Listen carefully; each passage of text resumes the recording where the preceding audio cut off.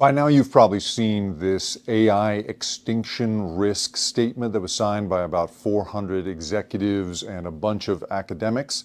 Well, it's a really complicated thing to parse because the critics that I've been talking to, including a couple of people who signed this thing, say, on the one hand, it's easy to get together and agree that we should basically not be enslaved by robots, which is more or less what this statement says. 22 words that essentially say we should be treating that threat the way we treat nuclear devastation or pandemics, using, international bodies. That's sort of the implication here.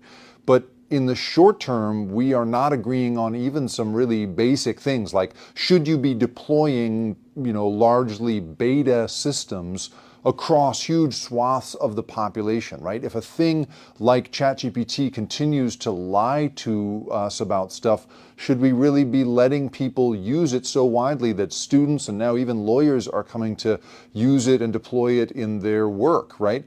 Should we, for instance, be slowing down in some way? And that's the other weirdness of this, right? Is you have people like CEO of OpenAI, Sam Altman, and representatives from Microsoft and Google and others signing this thing, but at the same time working at companies that are moving as fast as possible to deploy these systems for profit. So how do we account for that cognitive dissonance? I mean, one thing that one person was pointing out to me was, well, maybe it's something like trying to convince us that this very smart, very elite group of thinkers has it under control. We have thought of threats that you have not thought of, and we're going to get out in front of those, which sort of squares with a theme that I keep bumping into with talking to tech executives in AI who say essentially, leave us to deal with it. We can sort this out. You can trust us to take care of the big problems.